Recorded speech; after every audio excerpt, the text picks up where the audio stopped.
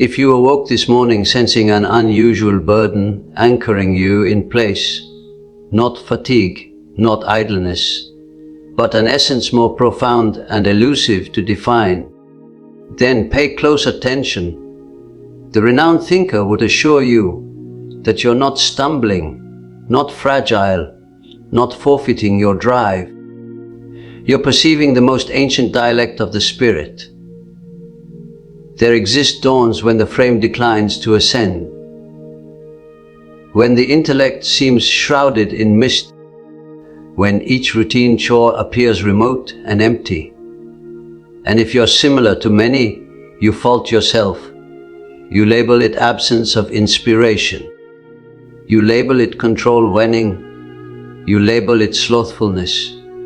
But that philosopher held that a much stronger phenomenon unfolds below the exterior. He instructed that when the spirit retracts its vigor, it doesn't vanish. It communicates. It murmurs via tranquility.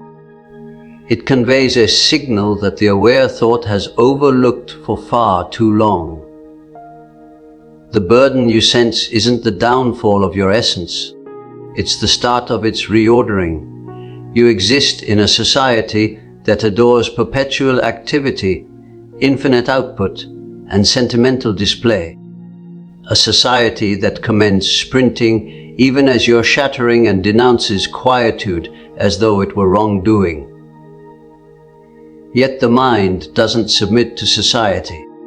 It submits to reality, and when your existence advances contrary to that reality, the spirit will decelerate you until you ultimately perceive it. What you term reluctance to arise could be the initial indicator of internal change. The primary cue that an element inside you is molting, melting, readying for revival. It is the frost prior to your bloom, the cocoon prior to your flight, the intermission before the comeback. In the forthcoming instance, you'll step into this tranquility with that sage as your navigator. You'll discover why your spirit occasionally draws you apart from society, why your vigor vanishes abruptly, and why remaining motionless can be the most sincere deed your mind ever enacts. Since the reality is straightforward and revolutionary, your inclination to remain horizontal isn't the conclusion of your narrative. It's the commencement of your evolution. There are instances in existence when the frame utters before the intellect grasps. You rouse in the gentle dimness of dawn and detect the profundity compressing into your torso. Not agony, not dread, but a profound internal tug. An aspect within you murmurs, "Remain. Do not elevate yet." Society dubs it slothfulness. That expert named it a dispatch.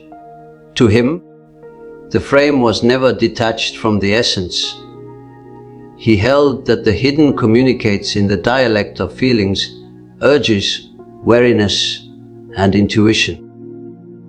When you detect that odd opposition to motion, when every thread of your existence declines to participate in the clamor of the day, it's not a breakdown of resolve. It's a subtle uprising of your internal realm against an existence that no longer suits your authenticity. That sage noticed that numerous individuals who sensed this burden were not feeble or uninspired. They were existing out of harmony with their profounder character. Their external existence required ongoing exhibition, ongoing gratification, ongoing endeavoring. Their internal existence required sincerity. And when these two realms diverge too greatly, the mind retracts its vigor from the deceptive one. The frame decelerates well before the intellect confesses the cause. That thinker once portrayed the essence as a primordial creature, sagacious in manners the aware self cannot fathom. It detects the altering of periods long before you observe them.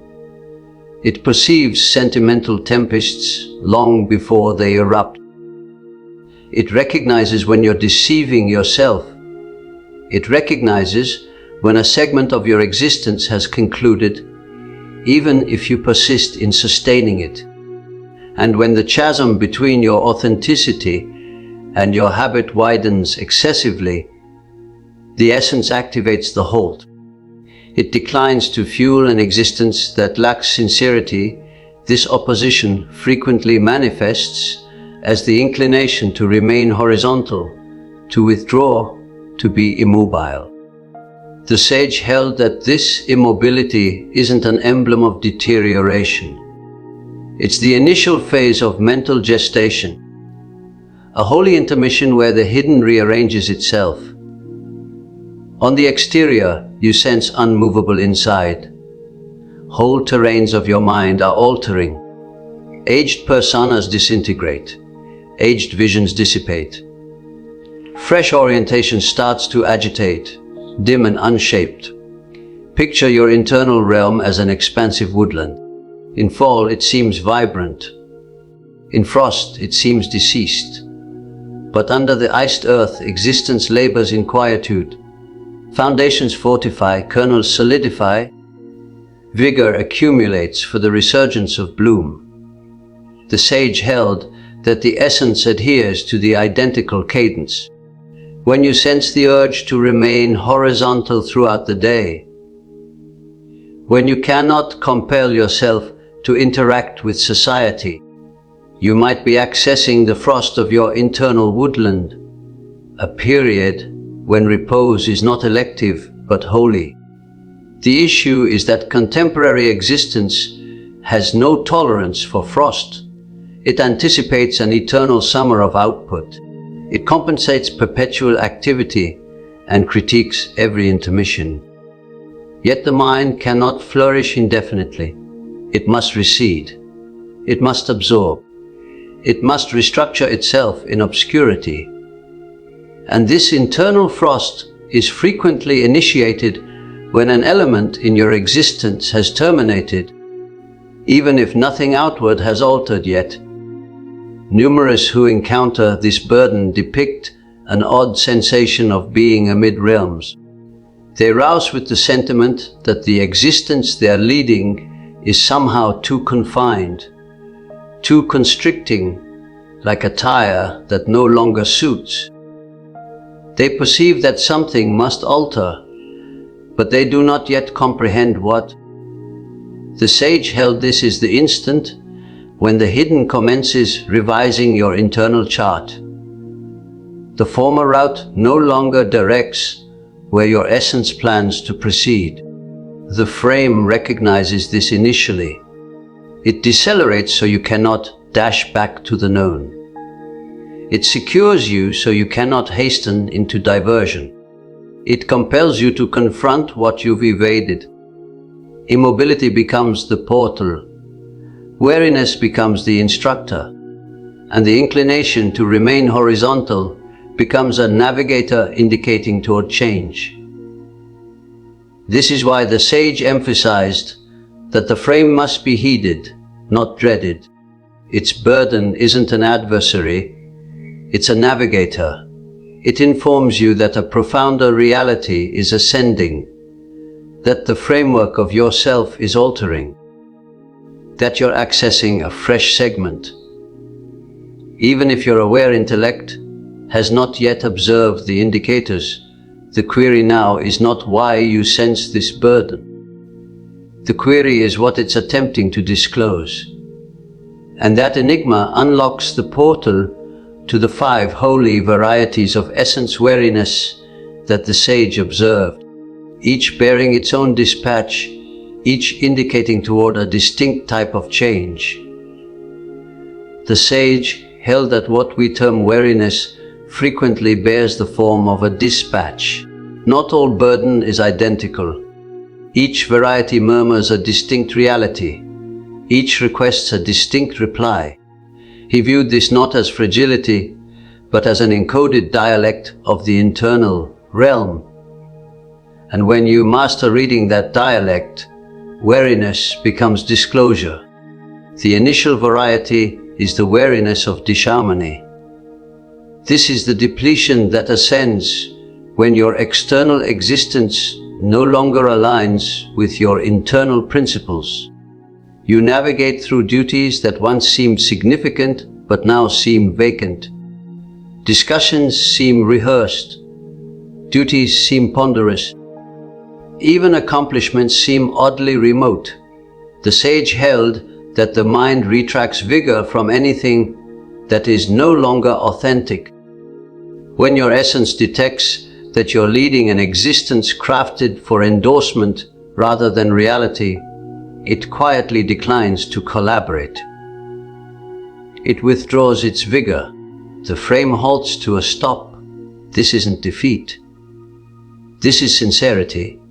The second variety is the wariness of unacknowledged sorrow. Some burden pertains to the history, not the now.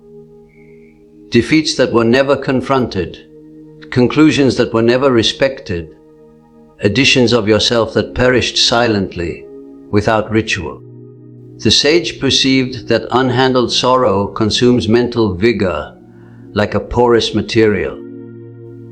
You sense depleted because the essence is conducting a watch for something you never permitted yourself to enter. The burden is a plea to halt and experience what was forfeited. Until you recognize the sorrow, your essence retains vitality, requesting commemoration before resurgence. The third variety is the wariness of sentimental excess. Some individuals are born with elevated awareness. They ingest the dispositions of others, the disorder of society, the concealed strains in every space. The sage viewed these individuals as sentimental indicators, detecting alterations in the shared environment before anyone else observes. Their depletion isn't fragility, but a purifying reply. The essence compels immobility, so the sentimental mechanism can restart. Remaining horizontal becomes a cleansing ceremony. Quietude becomes remedy. The frame demands readjustment. The fourth variety is the wariness of passage. This is the depletion that emerges when one persona melts and another has not yet surfaced. You are no longer who you were, but not yet who you'll turn into. The sage termed this the threshold area, the holy midway.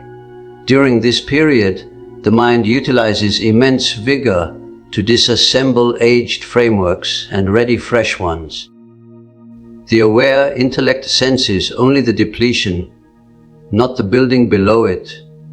You are like a being in the obscure enclosure of change, melting so you can reform. The wariness is the shell. The fifth variety is the wariness of obstructed invention. There is a vigor within every individual that yearns to envision, to construct, to articulate, to form something unique. When this inventive power is restrained by habit, apprehension, or an existence that requires utility over genuineness, the vigor does not vanish. It turns internal. It stagnates. It becomes burden. The sage held that unused invention becomes psychological mass. The essence murmurs, "Cease squandering my flame." This wariness isn't vacancy. It's vigor seeking a portal. All five varieties share one reality.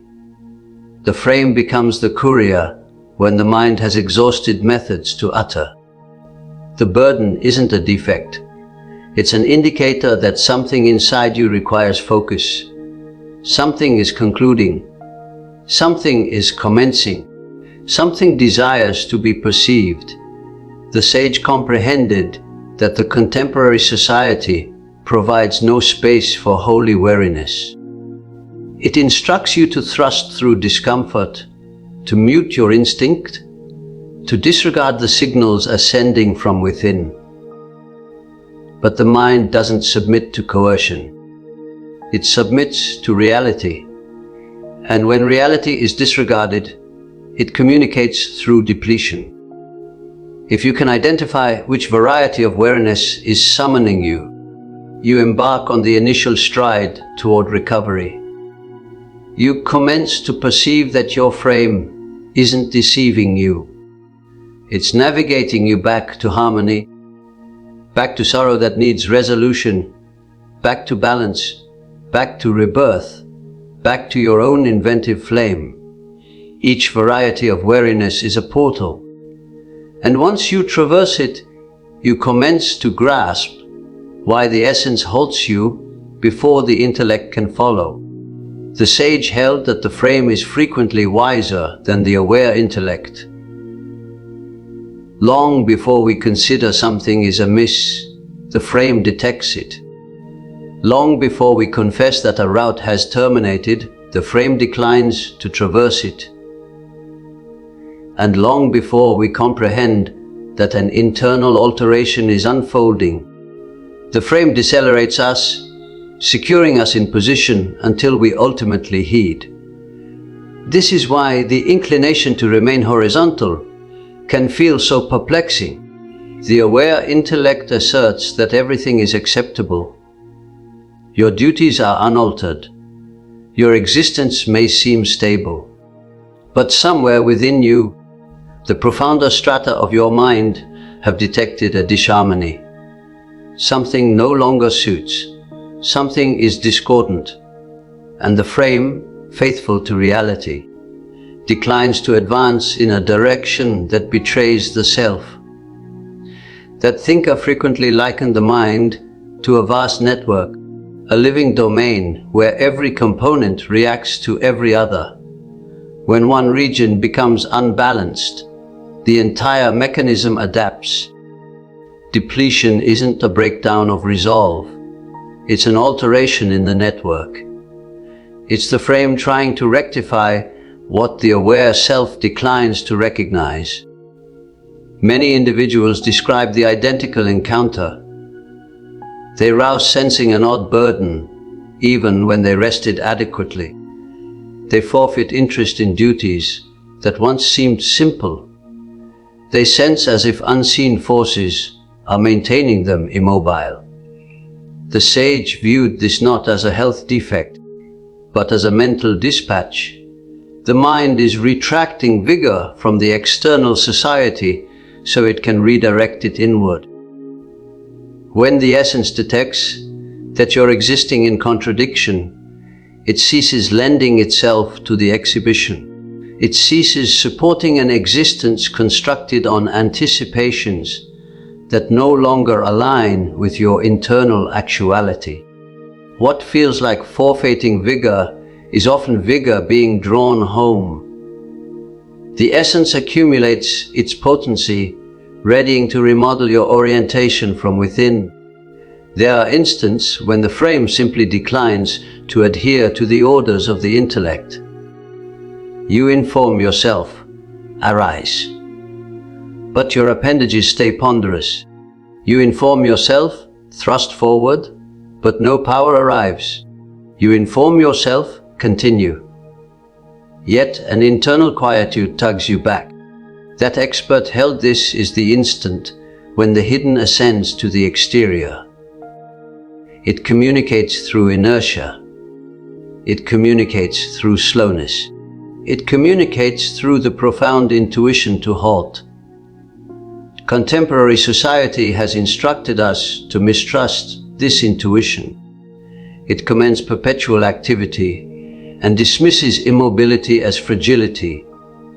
It adores velocity while forgetting that all of nature advances in cycles.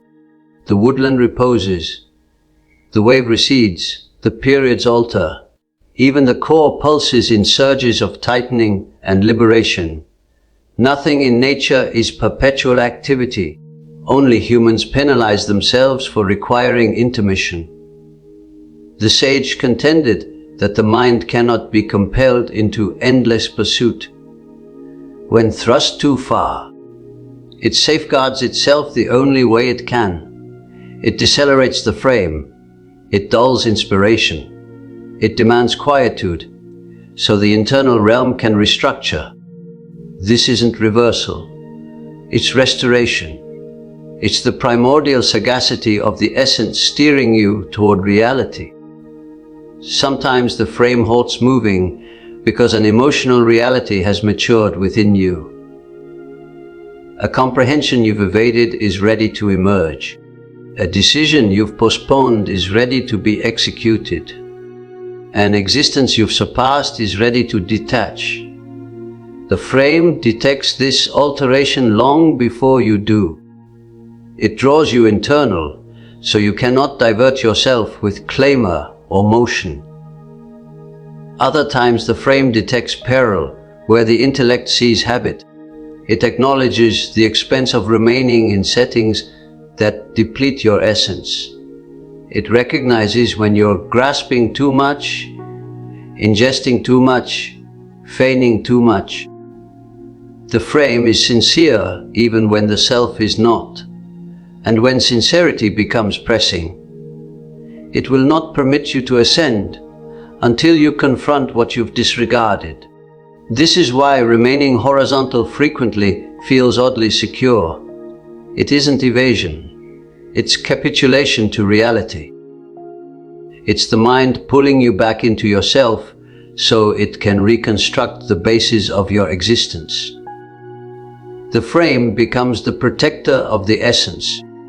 It halts you so you can revert to harmony.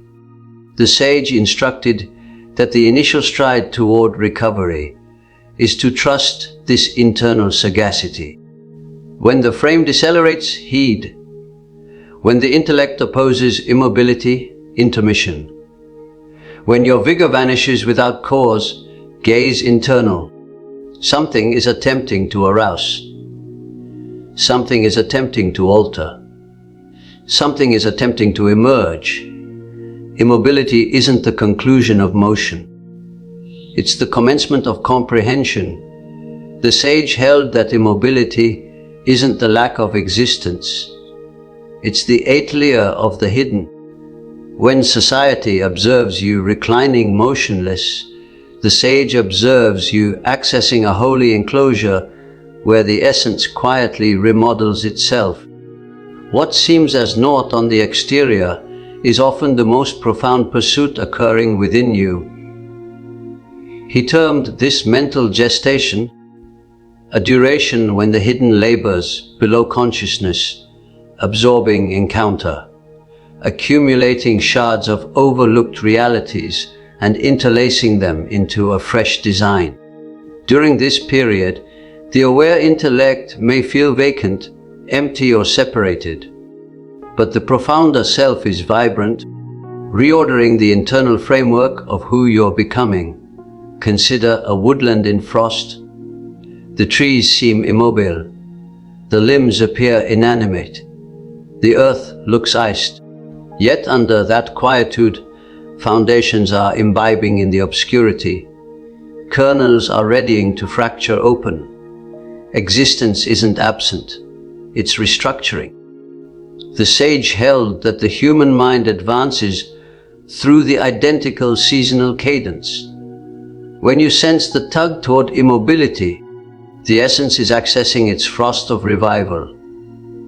The contemporary society dreads this frost. It interprets immobility as defeat. It treats repose as a menace. It demands perpetual expansion, even when the soil of your essence has been depleted. But the mind does not expand on order. It expands through cycles, motion, then intermission, enlargement, then tightening, enlightenment, then obscurity. Quietude is the gap that renders change feasible. When you remain immobile, your essence accumulates the pieces of you that have been dispersed by tension, by anticipation, by years of sentimental strain. It returns them home. It commences to repair what has been ripped. It commences to reinforce what has become slender. It commences to ready you for an addition of existence that demands more genuineness than before. In this immobility, The hidden categorizes through the narratives you've been narrating yourself.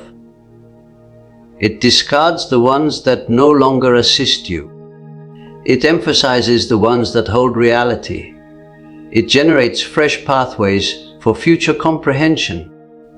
You may feel numb or hazy because the aware intellect has retreated, creating space for profounder processes to unfold. This is why the sage emphasized that immobility isn't squandered time, it's holy labor.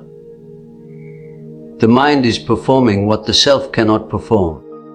It is processing your encounters, converting what was painful into sagacity, turning bewilderment into lucidity, melting illusions that have maintained you confined.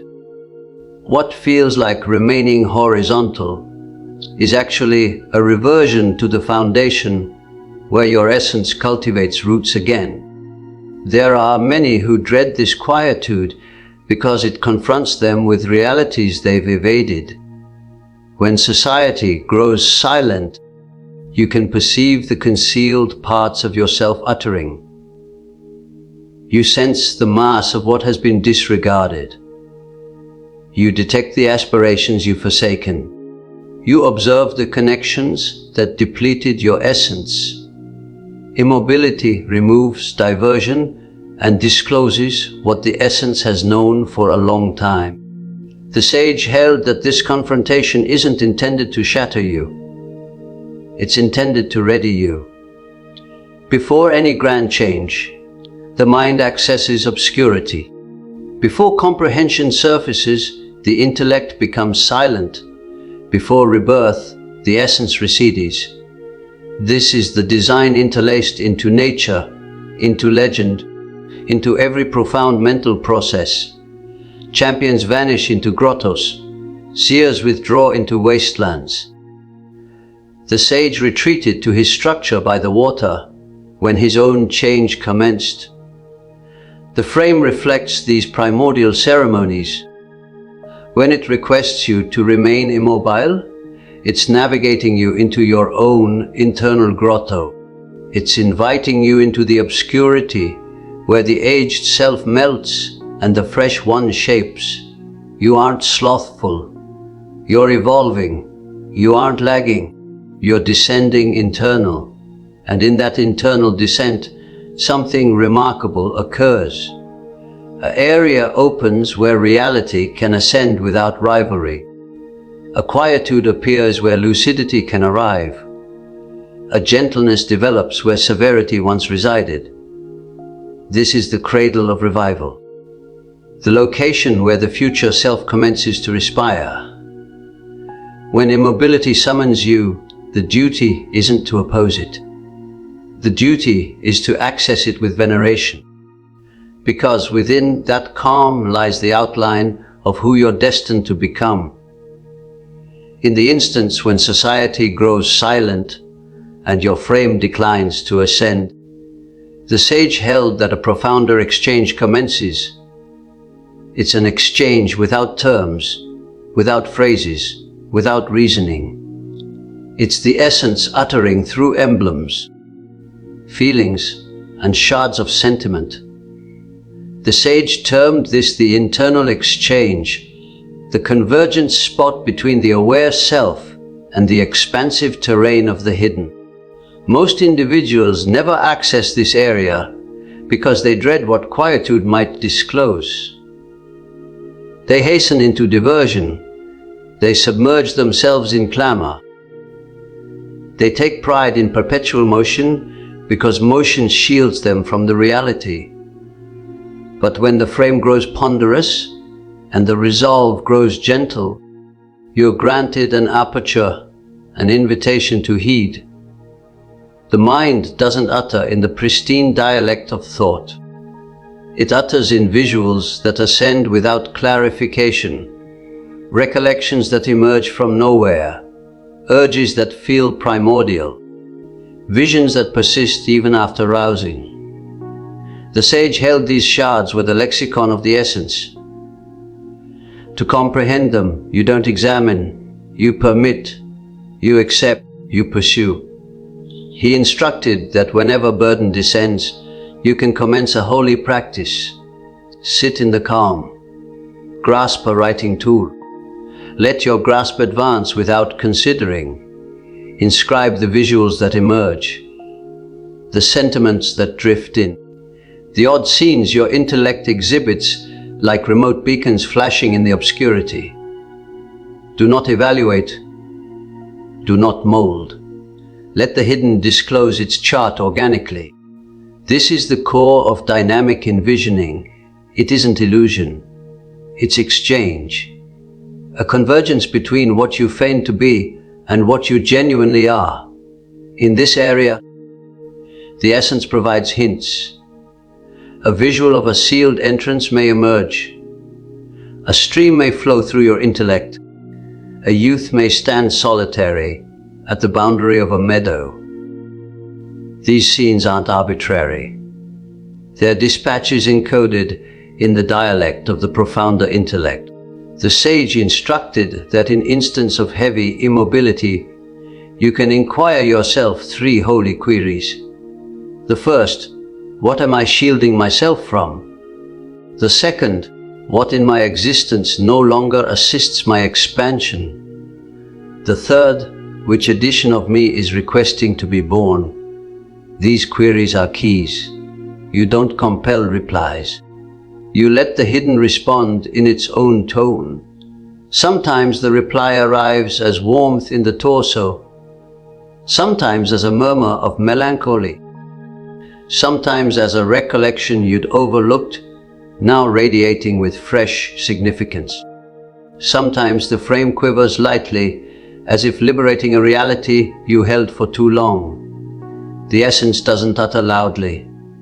It utters sincerely. In this internal area, the wariness you sense becomes more than depletion. It becomes navigation. It informs you that a segment is closing. It informs you that an aged persona is melting. It informs you that you've surpassed the existence you constructed when you were smaller, when you desired less, when you apprehended more. The burden is the essence drawing boundaries in the sand, saying no more to what has been depleting you. The sage held that this exchange is the pivotal point of change. When you cease combating the immobility and commence heeding it, something alters. The burden softens. The mist commences to thin.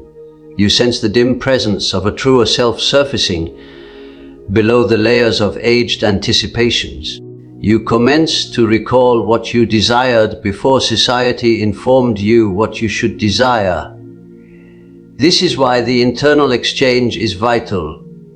Without it, immobility becomes bewilderment. With it, immobility becomes disclosure. The hidden isn't attempting to suppress you. It's attempting to restructure you. It's attempting to navigate you toward the existence that aligns with your reality rather than your apprehension. In this calm exchange, you discover that the essence doesn't penalize, it safeguards, it doesn't weaken, it readies, it doesn't silence you, it utters through you. And it utters most clearly when the frame is immobile, when the clamor fades, when society ceases, tugging you away from yourself. This is the instant when change commences to take shape. Not outside you, but within you. A gentle alteration, a subtle arousing, a fresh orientation forming like the initial light of a concealed dawn. Contemporary existence adores motion. It commends the one who never halts, never decelerates, never queries the expense of perpetual motion. But the sage perceived a reality that contemporary society declines to accept. Sometimes the most potent deed a human can take is to perform nothing, to halt, to remain immobile, to let society rotate without you while your essence accumulates its potency. This performing nothing isn't indifference. It isn't capitulation. It isn't defeat. The sage held it is a holy contradiction, a concealed rule of the mind. When the external self becomes calm, the internal self commences its labor. When the resolve no longer thrusts, the essence assumes control. When you cease compelling your existence forward, you finally permit the profounder cadence of your being to ascend. Consider the shell immobile and unmovable to the eye. On the exterior it seems inanimate, but inside a being is melting, remodeling, becoming something fresh. The sage instructed that humans undergo similar internal metamorphosis. The self dubs it stagnation. The essence dubs it change. The wariness you sense isn't squandered time. It's transmutation. It's the gradual melting of an aged persona that can no longer assist you. It's the calm building of a fresh framework within your mind, one that requires immobility to take form. Just as the woodland recedes in frost to ready for bloom, the essence recedes to reconstruct its potency.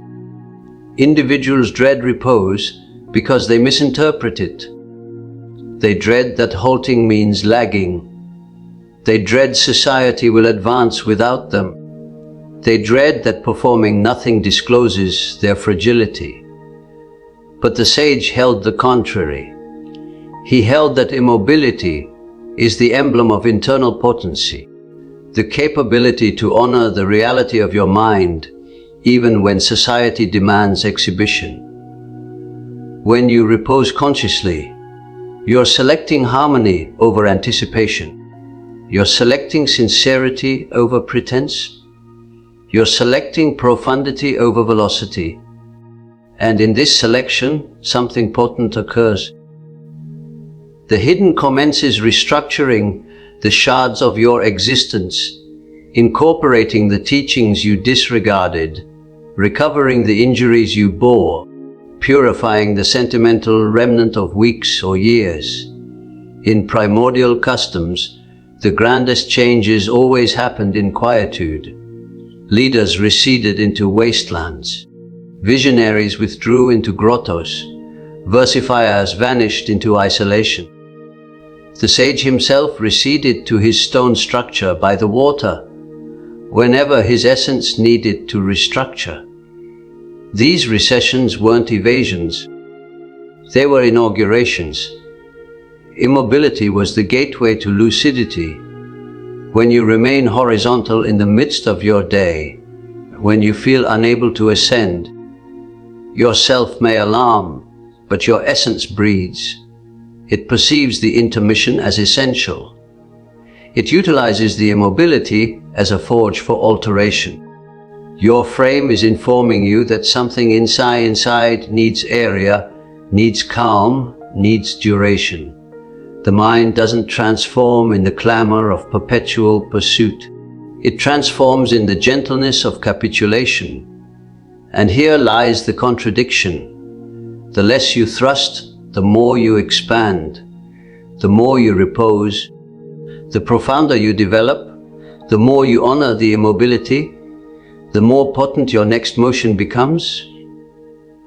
This is nature's rule. This is the mind's rule. This is the essence's rule. There will arrive an instant when the immobility no longer feels ponderous. An instant when a minuscule spark of vigor returns. An instant when your torso feels lighter. When your respiration deepens, when your internal realm murmurs, it is time. This instant does not arrive through coercion. It arrives through permitting. It rises organically, like dawn fracturing over a calm meadow. Repose isn't the antithesis of expansion. It's the soil where expansion takes root. It's the shadow that gives form to the light. It's the quietude that readies the melody. When you honor the summons to remain horizontal, you're not selecting fragility. You're selecting sagacity. You're stepping into the cadence of the essence. The only cadence that can lead you toward an existence that is authentic. There arrives an instant after prolonged immobility. When something inside you agitates, it's calm at first, almost delicate, like the faintest gust advancing through unopened foliage. You may rouse one dawn and sense a subtle alteration in your torso. Not a surge of vigor, not abrupt inspiration, but a small warmth, a gentle throb of vitality returning from someplace profound within. The sage held this instant is the essence declaring that the period of internal gestation has finished its labor. The hidden doesn't hasten. It doesn't ascend on order. It doesn't concern for deadlines or timetables. It advances according to its own periods. And when a period has concluded, the mind discloses it the same way nature discloses spring softly, progressively with a calm vow of revival. After days or weeks of burden, this gentle arousing may feel odd. You're accustomed to the mass. You're accustomed to the mist. You're accustomed to the quietude. But the essence isn't intended to stay subterranean eternally. The sage composed that when the mind restructures itself, it returns vigor gently, not in a deluge, but in a gradual unfolding. You may observe yourself envisioning more vividly. You may find your thoughts growing clearer. You may feel a spark of inquisitiveness. The initial emblem that your internal realm is opening again. These aren't arbitrary alterations. They're the cues that the hidden has completed remodeling the basis of your existence. Vigor that once felt confined now commences to flow. Not because you compelled it, but because you capitulated long enough for the essence to recover what you could not attain. The immobility you once dreaded becomes the foundation from which fresh potency ascends. You don't thrust yourself forward.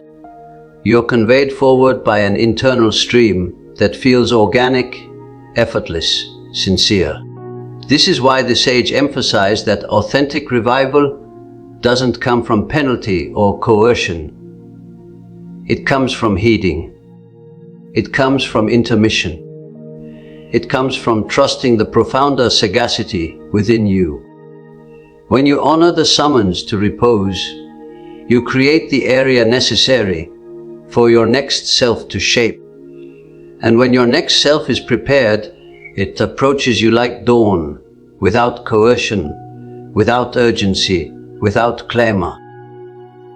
Many individuals overlook this delicate arousing because they hasten back into their aged designs the moment they sense a trace of vigor. They revert to the very existence that depleted them. They retrieve the mass that shattered them. They mute the reality that immobility disclosed. The sage cautioned that this reversion to age cadences is what causes the cycle of exhaustion and downfall. The duty now isn't to sprint. It's to ascend slowly, to advance with consciousness, to let your vigor expand gently instead of erupting outward. Your mind is still tender from its change. It needs soft motions, deliberate selections, sincere frameworks.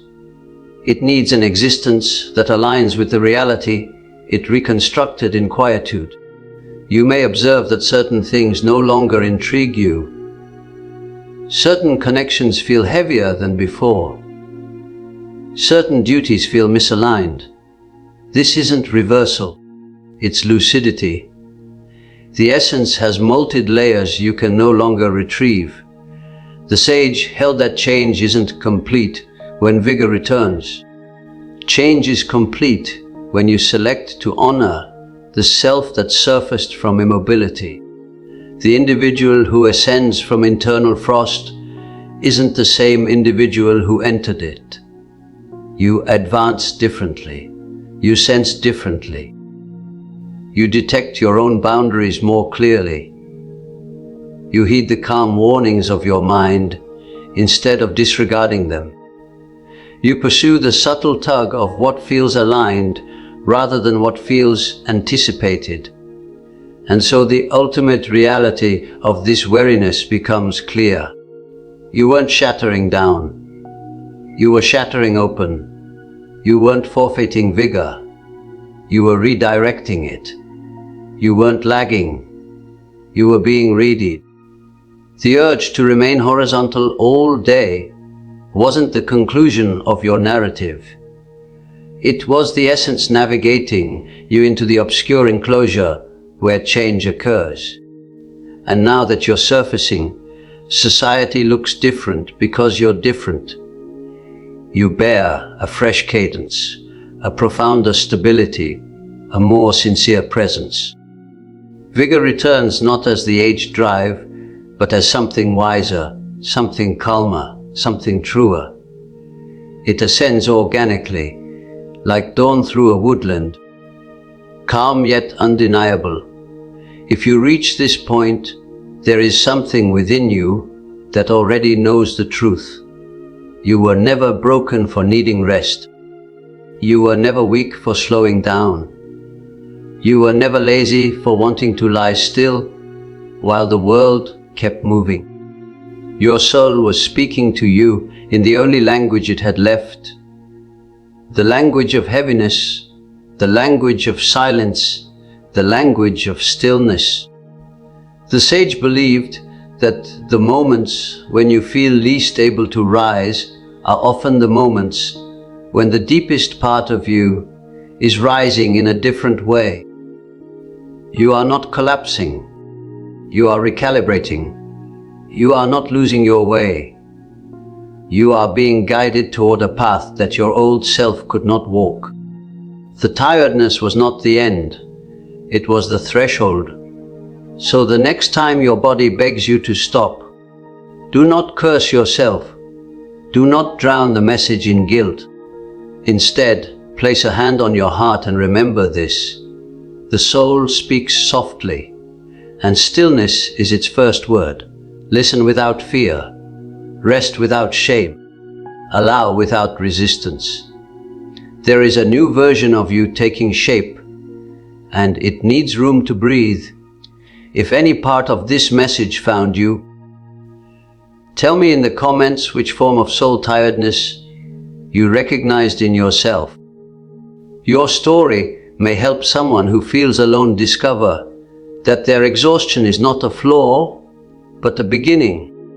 And if you want to keep exploring the sage's wisdom and the inner world most people never see, subscribe for more journeys into the soul.